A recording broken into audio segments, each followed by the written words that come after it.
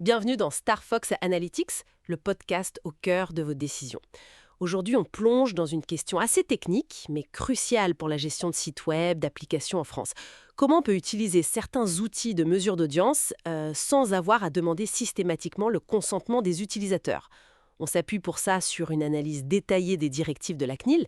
Notre mission, clarifier un peu les conditions qui sont très précises de cette fameuse exception. Bon, on sait bien que la règle de base, c'est le consentement. Pas de suivi sans accord. Mais il y a cet article 82 de la loi informatique et liberté qui ouvre une porte, une exception.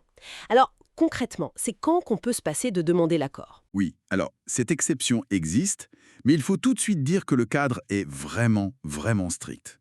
Pour qu'un traceur, ces outils qui suivent l'activité en ligne, soit exempté de consentement, sa finalité doit être exclusivement la mesure d'audience du site ou de l'appli.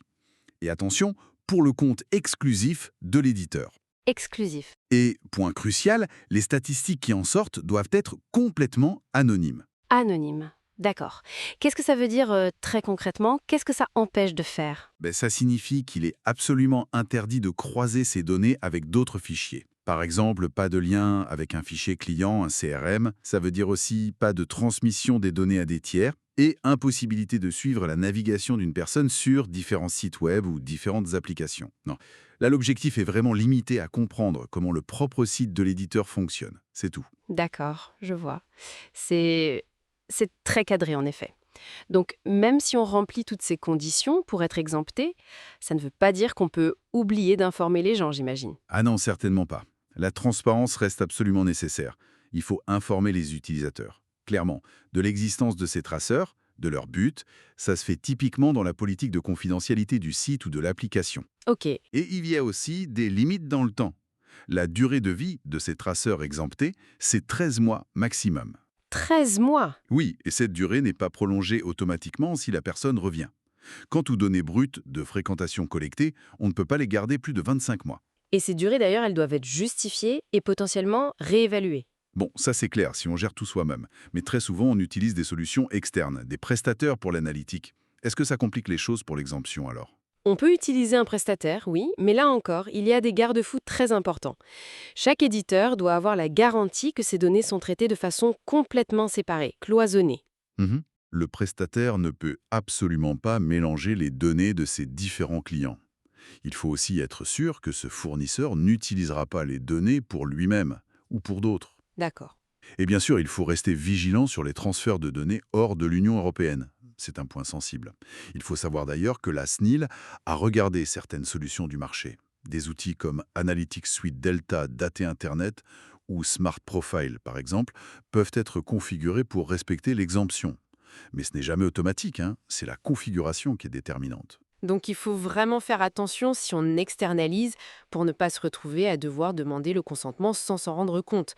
Pour que ce soit bien concret, de quel type de mesure on parle quand la SNIL dit strictement nécessaire et potentiellement exempté? On parle de choses assez fondamentales en fait. Mesurer le nombre de visites par page, par exemple. Identifier les sites qui amènent du trafic, les referrers. Savoir quel type d'appareil est utilisé, ordinateur, mobile ou quel navigateur. Mesurer les temps de chargement des pages. Ok.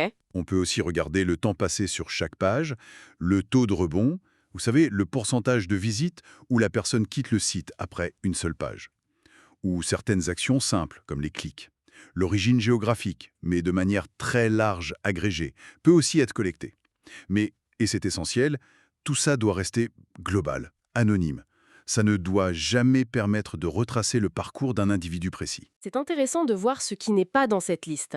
On voit bien qu'il n'y a pas de suivi fin des conversions, pas de parcours utilisateur détaillé. Ça montre bien le côté strictement nécessaire voulu par la CNIL. Et justement, l'analyse sur laquelle on se base, elle émet une réserve assez forte à la fin. Oui, tout à fait. Et c'est un point vraiment important soulevé dans cette source.